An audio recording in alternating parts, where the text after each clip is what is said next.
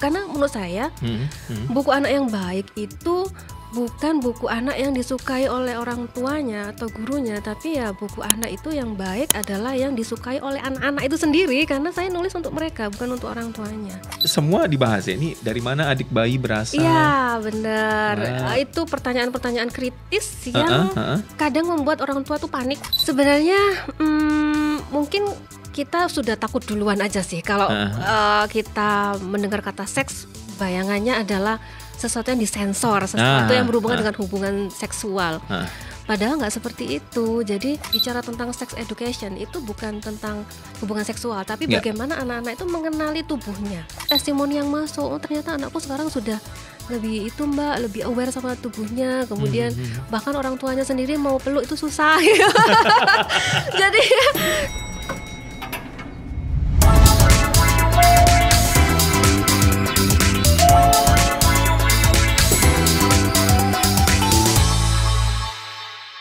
ya, kita kembali di podcast Lantai 2 Suara Surabaya di channel YouTube Suara Surabaya Media. Bersama saya Adit Yufriansah.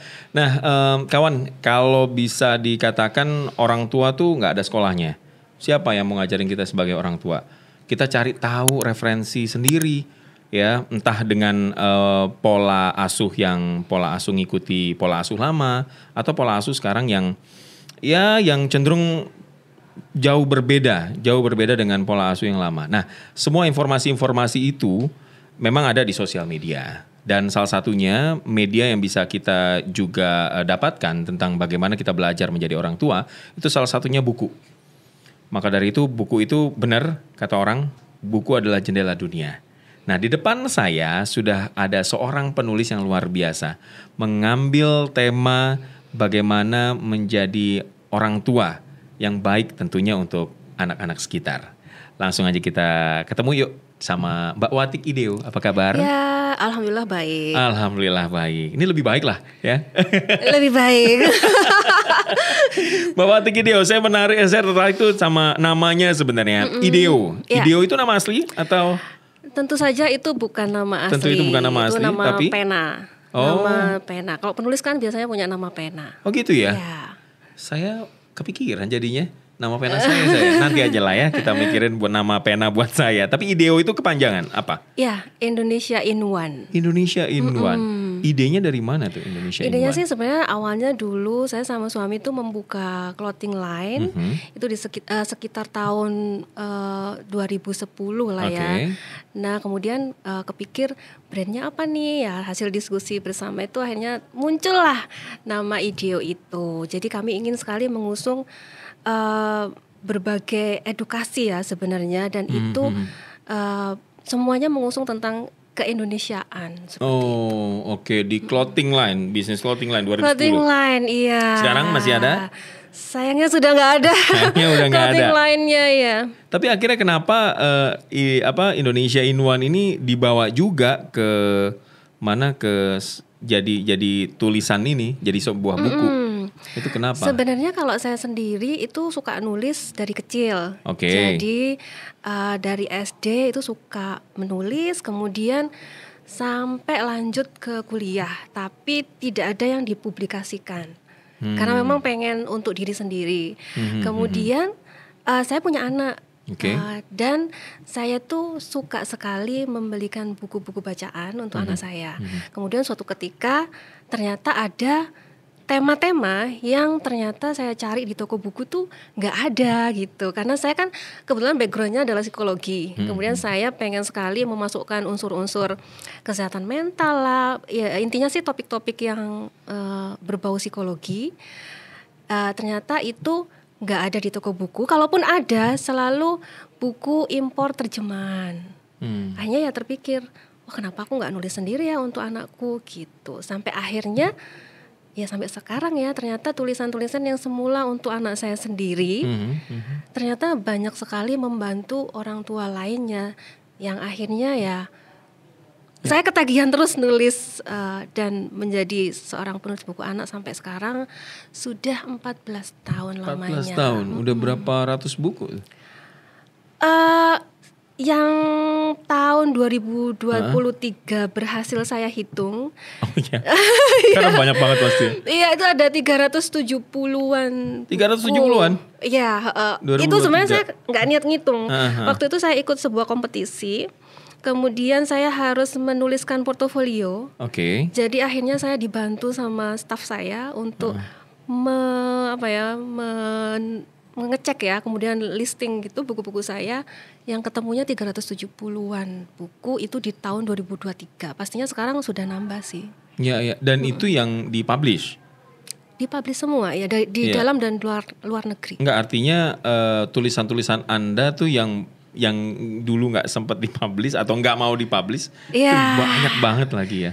Iya benar. Dulu tuh saya kenapa sih nggak mau sempat ada yang tidak mau dipublish? Ada hal yang lucu sih sebenarnya Mas Adit. Waktu itu SMA ya. Ini kalau dibocorin sekarang malu sih. Tapi udah terlanjur lah ya. Gimana, jadi jadi tahun SMA itu saya suka sekali nulis cerpen, puisi dan lain-lain ya. Saya itu rajin banget dulu era-era mading ya, majalah dinding tuh. Saya nempel-nempel di situ cerita, tapi semuanya tuh anonim. Jadi ada tulisan anonimus gitu. Dan saya suka sekali ketika waktunya nempel mading tuh saya berangkatnya pagi-pagi banget ketika siswa-siswa belum datang. Kemudian ya udah saya tempel gitu, sifatnya rahasia dan nggak ada CCTV ya di sekolah saya. Jadinya saya senang ketika banyak teman saya yang menikmati tulisan-tulisan saya. Saya hanya ngelihat dari jauh aja gitu. Terus ternyata mereka suka. Oh ternyata mereka menunggu kelanjutannya. Oh ternyata mereka menikmati seperti itu. Mereka sempat cerita nggak ke Mbak Wati sendiri? Wati tahu nggak ini siapa yang nulis? Sempat jadi semacam tanda tanya, sempat jadi isu. Ini siapa sih yang nulis gitu? Dan nggak ada yang tahu. Sekarang jadi tahu deh. Nggak anonimus lagi. Nggak anonimus lagi. Ya, tapi waktu itu SMA nulisnya masih seputar kegalauan remaja ya, cinta, apa kayak gitulah ya.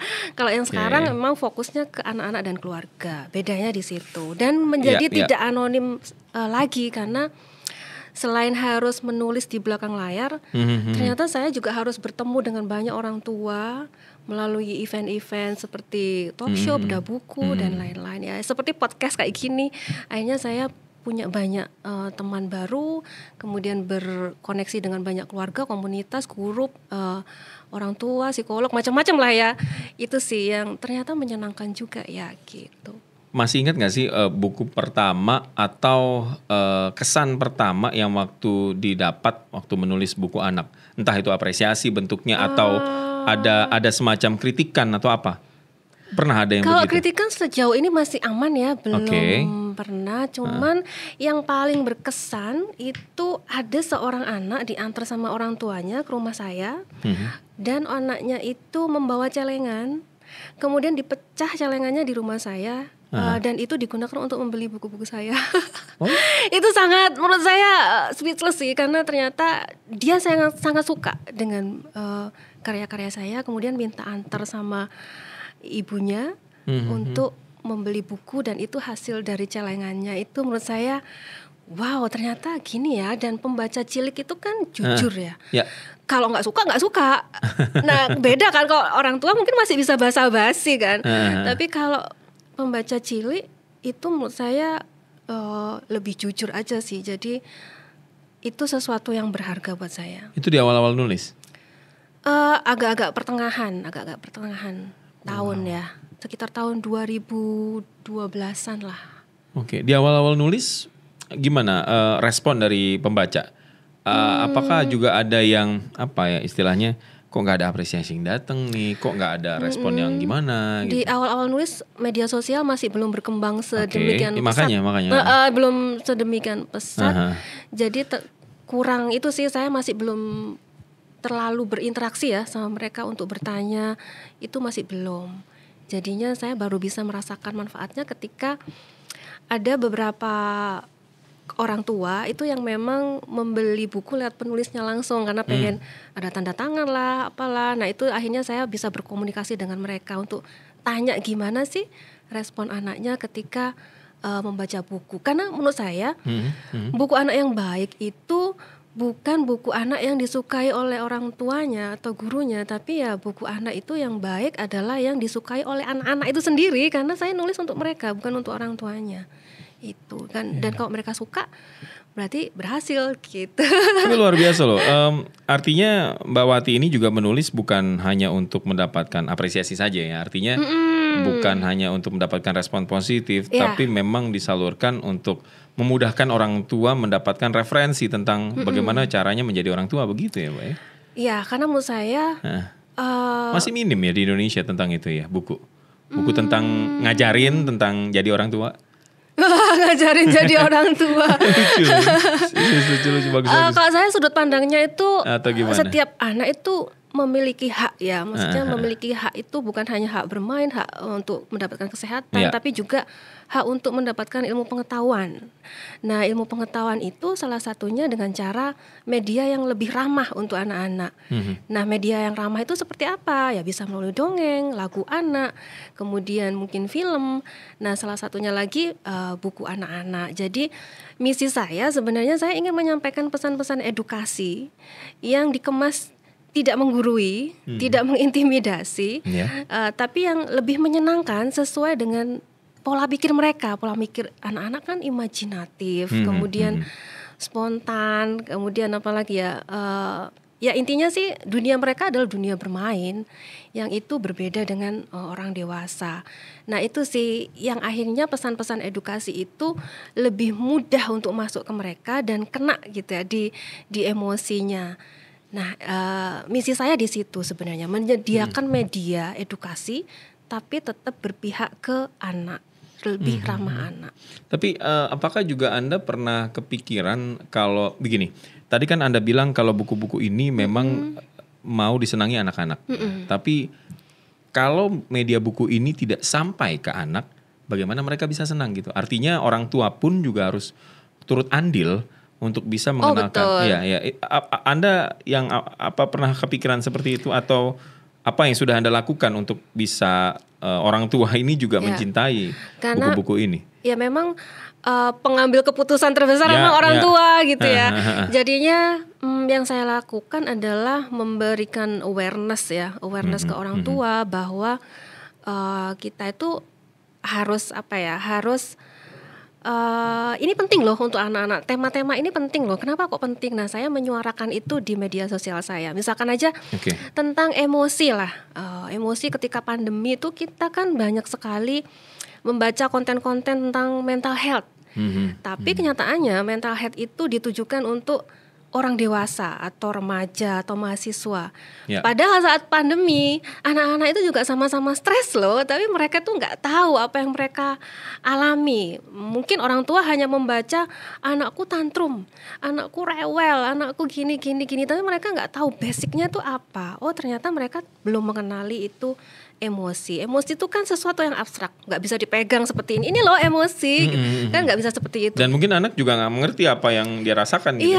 Namanya apa nih gitu nggak tahu. Nah itu yang akhirnya saya memberikan edukasi ke orang tuanya bahwa kita itu juga harus mengenalkan emosi ke anak-anak. Kemudian dari pengenalan itu akhirnya kita bisa memberikan tips untuk regulasinya itu seperti apa. Ketika anak dalam kondisi yang memang tidak menyenangkan. Bahkan dalam kondisi menyenangkan juga kadang itu anak-anak juga perlu diajari untuk regulasi juga. Misalkan anak baru bisa naik sepeda, dia pengen sepedaan terus kan, karena itu ada emosi senang yang kalau nggak dikelola itu juga berbahaya. Anak jadi lupa makan, lupa tidur, lupa segalanya kan, karena pengen sepedaan terus. Nah dari situ sih saya memberikan beberapa informasi yang ringan, yang kira-kira orang tuanya juga bisa bercermin ya. Oh iya ya anakku juga seperti ini. Karena kadang kalau anaknya emosi, orang tuanya juga akan emosi. Jadi ada kaitannya. Nah ini sih yang saya kadang sampaikan ke orang tua. Akhirnya orang tua ngerasa ya berarti anakku butuh media juga. Dan gimana sih cara ngomongin emosinya? Gimana cara ngomongin emosi ke anak ya? Salah satunya lewat cerita. Yang menjadikan emosi yang abstrak itu menjadi lebih konkret, karena ini ada situasinya nih, ada tokohnya, ada alurnya. Nah itu sih yang membuat buku anak itu mempermudah untuk menjadi media pembuka komunikasi dengan orang tuanya. Iya. Dan targetnya alhamdulillah tersampaikan. Tersampaikan semuanya. Ya. Dan orang dewasa pun juga membaca ini ya. Sebenarnya ya, orang tuanya tuh pun belajar akhirnya. Iya. Karena gini, ada beberapa buku-buku yang membuat saya tertarik.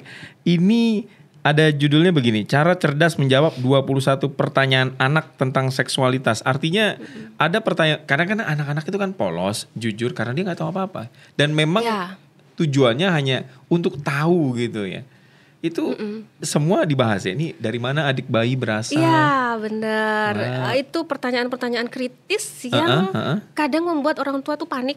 Jujur deh nggak ada yang bisa jawab pertanyaan ini kayaknya.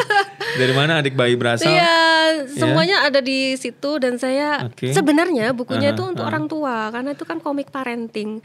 Tapi saya sudah bisa menduga bahwa buku itu pun nanti misalkan tergeletak di meja gitu ya, itu kemungkinan dibaca anak-anak juga besar. Jadinya menulisnya juga harus hati-hati gimana caranya orang tua dan anak-anak yang membaca tetap aman.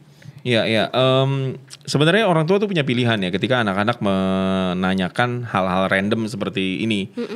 Misalkan tadi apa itu seks? Lalu kok alat kelamin saya berbeda dengan alat kelamin kakak atau adik? Itu orang tua tuh bisa memilih mau dia marah atau dia memberikan penjelasan secara apa ya, kalau dibilang terlalu berat juga kalau buat anak susah juga ya. Ini memang ada caranya ya untuk ngasih tahu anak-anak itu ya. Ada caranya, ada batasannya, kemudian secara bertahap. Tapi yang paling disoroti adalah orang tua jangan panik duluan. Karena kalau udah panik, responnya tuh kalau nggak marah atau dialihkan atau apa gitu, yang itu nggak tepat. Itu malah salah ya? Takutnya anak-anak itu mencari ke informasi ke yang lainnya yang ternyata itu nggak tepat. Karena anak-anak kan masih rasa penasarannya sangat tinggi ya. Mereka ingin tahu, mereka aktif bertanya, kritis. Ya kan mereka aktif bertanya itu ya memang pengen tahu, sesimpel itu ya. Dan orang tua bisa menjelaskan dengan tenang, yang akhirnya pikiran orang tua juga nggak kemana-mana. Jadi mereka sebagai informan yang bisa menjawab secara tepat dan mungkin bisa dikatakan ya secara sains juga gitu. Oke. Ada beberapa pertanyaan-pertanyaan random yang mungkin juga Anda sempat alami juga ya kawan ya. Apa itu mimpi basah, lalu juga kenapa kita harus khitan. Terus apakah proses hitan itu sakit? Dulu tuh saya dikasih tahu, hitan sakit nggak, sunat sakit nggak sih? Kayak digigit semut gitu. Itu jawaban paling gampang gitu. Jawaban itu ya udah template tuh kayaknya. Digigit semut. Tapi mereka nggak bilang semutnya banyak jadi sakit gitu ya. Terus juga ada adik bayi keluar dari mana? Apakah melahirkan itu sakit? Itu pertanyaan-pertanyaan yang sering memang kita ditanyakan. Ya, jadi sebelum saya menyusun ini juga riset. Menyebarkan semacam kuesioner juga untuk orang tua, kira-kira pertanyaan yang kira-kira sulit dijawab tentang seksualitas itu apa. Prosesnya gimana sih buku ini? Khususnya buku ini ya, dari mana adik berasal ini? Jadi prosesnya? Saya menyebarkan G-form gitu, kemudian orang tua yang mengisinya, kemudian menuliskan kira-kira pertanyaan yang selama ini mereka kesulitan untuk menjawab terkait seksualitas itu apa sih. Nah dari situ akhirnya saya membuat ceritanya, tapi juga di sini saya ada konsultannya. Konsultannya adalah ginekolog dan psikolog. Jadi benar-benar, karena saya bukan dokter ya, karena ini kan topiknya tentang seksualitas. Jadi saya konsultasi untuk verifikasi lah, ini sudah benar apa belum ya, sesuai dengan ceritanya. Ini kira-kira apakah sudah benar, apakah sudah tepat, atau ada yang dikoreksi. Nah itu ada proses seperti itu. Kalau sudah selesai barulah masuk ke tahap ilustrasinya. Dan itu saya berkolaborasi dengan ilustrator. Jadi bukan saya menggambar sendiri, nggak bisa gambar soalnya. Iya. Oke, jadi ini prosesnya cukup panjang juga ya. Berapa lama ini prosesnya? Panjang. Berapa lama ya? 2 bulanan mungkin untuk ilustrasinya saja ya. Untuk ilustrasi 2 bulanan. Belum proses risetnya, kemudian konsultasinya, menyusun ceritanya, jadi lama sih memang. Iya. Nah, pertimbangan untuk gini, kalau soal seksualitas, karena memang ada beberapa hal-hal yang belum boleh atau belum saatnya ya dilihat oleh anak ya, khususnya dari ilustrasi, terus juga dari kata-kata, itu juga butuh pertimbangan nggak? Atau ada tahapan-tahapan tertentu untuk ini bisa lulus sensor? Ada yang harus dilewati? Sebenarnya mungkin kita sudah takut duluan aja sih kalau kita mendengar kata seks, bayangannya adalah sesuatu yang disensor, sesuatu yang berhubungan dengan hubungan seksual. Padahal nggak seperti itu. Jadi hal-hal yang sifatnya tentang tubuhmu. Jadi anak-anak itu kalau kita bicara tentang sex education itu bukan tentang hubungan seksual, tapi bagaimana anak-anak itu mengenali tubuhnya. Betapa tubuhnya ini berharga dan setiap anggota tubuh ini ada fungsi-fungsinya loh. Sebenarnya misalkan kenapa sih kok mama payudaranya besar, kenapa kok aku enggak? Nah itu kan kita bisa menjelaskan, oh ya payudara mama itu besar karena fungsinya itu sebagai apa. Nah kalau kita berpikir jernih, nggak panik duluan, pasti kita bisa menjawab selogis itu ya, tanpa takut aku harus nyensor yang mana nih, aku harus membatasi apa, ini itu, enggak seperti itu. Karena pola pikir kita adalah kita mengajarkan anak untuk mengenal tubuhnya, mengenal fungsi-fungsinya, sampai akhirnya anak tahu bahwa seluruh tubuhmu ini berharga. Yang kamu nantinya ketika keluar dari rumah, itu kamu harus menjaganya. Gak boleh ada orang yang memegang sembarangan, gak boleh ada yang menyakiti kamu, karena tubuhmu seberharga itu. Kemudian karena tubuhmu ini berharga, kamu juga harus menghormati temanmu. Kamu juga gak boleh memegang tubuh temanmu sembarangan, kemudian menyakiti temanmu, menyakiti tubuh temanmu. Arahnya tuh nantinya, goalsnya ya, anak itu bisa saling respect. Jadi pendidikan seks itu bukan hanya ngobrolin hubungan seks itu, enggak, tapi arahnya bisa sampai di luar dari itu ya, sejauh itu sampai ke respect each other gitu. Oke. Perlu ada ini sertifikasi juga? Enggak.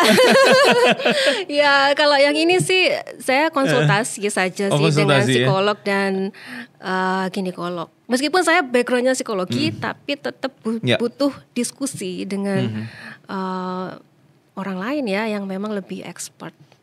Oke. Tapi kalau ngomong-ngomong sex education tadi yang sempat digarisbawahi sama Mbak Wati. Sebagai ibu nih, poin-poin sex education apa sih yang harus diberikan ke anak? Dan pertanyaan paling gampang tuh, usia berapa sebenarnya mereka harus tahu tentang sex education? Ya kalau usia sih memang berbeda-beda ya. Sebenarnya ketika anak-anak, mungkin lebih simpelnya ya, usia 2 tahun itu kita bisa mulai mengenalkan, kan itu ada toilet learning, gimana anak-anak itu sudah diajari kalau pipis di toilet, kemudian diajari cara membersihkan alat kelaminnya. Nah itu sudah bisa. Kemudian hal yang lebih simpel lagi ya, yaitu tadi mengenalkan anggota tubuh, kemudian fungsi-fungsinya. Mulai dari situ sih, seperti yang saya sampaikan tadi ya. Jadi ada tahapan-tahapannya, lebih ke anatomi, kemudian fungsi, kemudian sampai pelindungan diri, dan sampai menghargai orang lain. Waktu Anda kan juga, ya Anda sudah punya anak juga nih. Waktu Anda kenalkan itu tentang ya sex education dan semacam, respon si anak gimana? Respon anak Anda gimana? Hanya ngangguk-ngangguk saja atau oh ya itu gimana? Ada perubahan perilaku sebenarnya. Anak saya menjadi tahu batasan. Jadi misalkan aja kadang ya kalau kita berkunjung ke rumah saudara gitu ya, kan ada yang gemes, misalkan pipinya di toilet. Nah itu anak saya sudah bisa berkata tidak. Jadi dia sudah tahu. Kemudian hal sederhana misalkan pipis di area publik gitu ya, dia sudah tahu harus ke toilet yang mana gitu kan, nggak bisa sembarangan untuk masuk ke toilet. Kemudian dia sudah bisa berani melapor kalau ada yang menyakiti atau ada kekerasan atau apa, itu sudah cukup sensitif di situ. Dan ternyata pengalaman-pengalaman itu juga dialami oleh orang tua lainnya yang mereka banyak testimoni yang masuk. Ternyata anakku sekarang sudah lebih itu Mbak, lebih aware sama tubuhnya. Kemudian bahkan orang tuanya sendiri mau peluk itu susah. Jadi saking setting boundariesnya itu kuat sampai orang tuanya sendiri jadinya nggak boleh pegang. Nah itu sih. Jadi ada perubahan perilaku karena anak-anak sudah mendapatkan edukasi. Metode komunikasi yang tepat tuh gimana sih kalau ngobrol ke anak tuh, ya entah tentang sex education atau apapun ya, itu komunikasi yang efektif yang kayak gimana, Mbak? Dari kacamata Anda. Kalau ini saya pernah waktu itu saya sama Mbak Sahnas Hak ya, lagi ngobrol. Mbak Sahnas itu cerita kalau waktu itu lagi dinner di suatu resto sama anaknya, kemudian ada saudara-saudara, kemudian tiba-tiba anaknya tuh tanya, Bun, ML itu apa? Gitu. Usia berapa tuh? Waktu masih kecil mungkin ya atau SD atau apa gitulah. Saya lupa. Dan Mbak Sahnas itu kan ya panik juga, apalagi itu banyak orang. Dia bingung menjelaskan, aduh ini gimana. Sampai dia akhirnya mencoba menjelaskan sesederhana mungkin, tapi sesopan mungkin. Nah, anaknya tuh responnya bingung. Mbak Sahnasnya pun juga bingung, ini kira-kira anakku sudah paham apa enggak ya. Dan ternyata anaknya itu heran karena kok bundanya menjawabnya sedemikian panjang dan topiknya juga berbeda dengan yang dia tanyakan. Ternyata anaknya tuh langsung mengambil botol air mineral, dia langsung menunjuk, ini ml ini loh Bun, ternyata itu adalah 100 mililiter.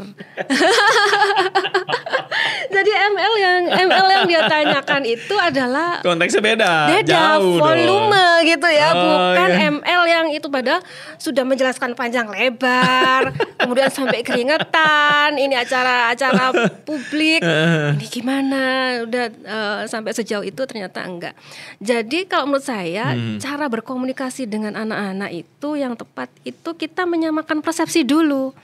Jadi ketika anak menanyakan sesuatu, itu kita tanya balik, kalau menurutmu ML itu apa? Terus kenapa kamu kok tanya itu? Jadi kan kita satu persepsi dulu. Jadi jangan kepedean sok tahu pola pikir anak. Padahal ternyata beda nih konteksnya yang ditanyakan. Ternyata udah jawab seruat itu. Ternyata ya 100 mililiter itu. Itu yang kadang orang tua mungkin ya itu tadi panik duluan. Yang akhirnya jawabnya nggak tepat. Keluar konteks, anak kebingungan, gak tercapai tujuan komunikasinya itu. Oke. Nah ini banyak banget. Ini nggak mungkin ratusan buku dibawa ke sini. Cuma ini saya yakin sebagian. Jadi buku panduan orang tua ini.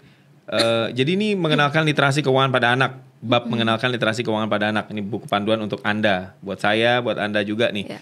Dari mana adik bayi berasal? Pertanyaan-pertanyaan random di sini banyak sekali karena sudah diriset sama Mbak Wati. Lalu juga, nah ini tas baru atau traktir teman ya, pinjam dulu 100 ini kayaknya gini ya. Mandiri mengelola, banyak banget. Ini bagaimana teman baru, kue istimewa untuk ayah, tubuhku berharga, karena memang di situ ada mengenalkan anggota tubuh. Ini udah bisa didapatkan di mana, di toko-toko buku udah ada semuanya? Atau di online aja? Di online aja ya, marketplace. IdeoKids. Iya, IdeoKids. Ya, jadi ini bisa Anda dapatkan, kita belajar bareng-bareng. Supaya apa? Supaya kita bisa mengenali anak tentunya, mengenali diri kita, atau bisa dibilang tuh menginspirasi kita buat lebih dekat dengan anak. Komunikasi itu lebih harus baik lagi ya, lewat buku. Lewat buku. Ya, terakhir Mbak, istimewanya baca buku anak bersama anak.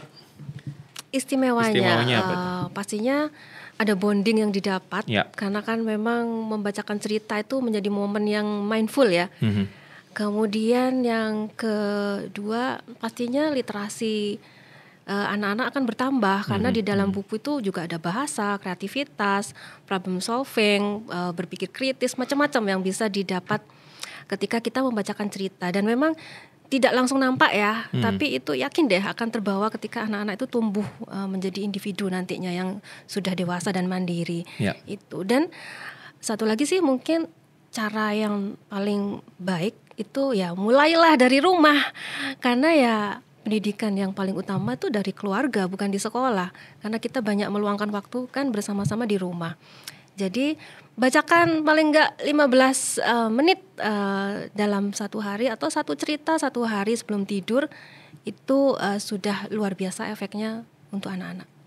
Ya, memang ribet. Ya, pertama tuh ribet dan pasti berat memang ya. Untuk bisa ngedongeng sama anak, nemenin anak baca buku pasti. Tapi kalau nggak disempetin siapa lagi yang mengajarkan anak ya? Itu dia. Kalau Anda mau tahu bagaimana cara cerdas menjawab 21 pertanyaan anak, ini dia. Jadi samakan persepsi dulu ya. Jangan kepedean. Jangan kepedean, jangan sok tahu pikirannya anak. Oke, Mbak Wati terima kasih banyak. Sama-sama. Salam untuk teman-teman Ideo Kids. Sukses selalu. Dan ditunggu ratusan atau bahkan ribuan buku lainnya ya. Amin. Terima kasih ya Mbak ya. Ya, saya akhiri program podcast Lantai 2 Suara Surabaya kali ini.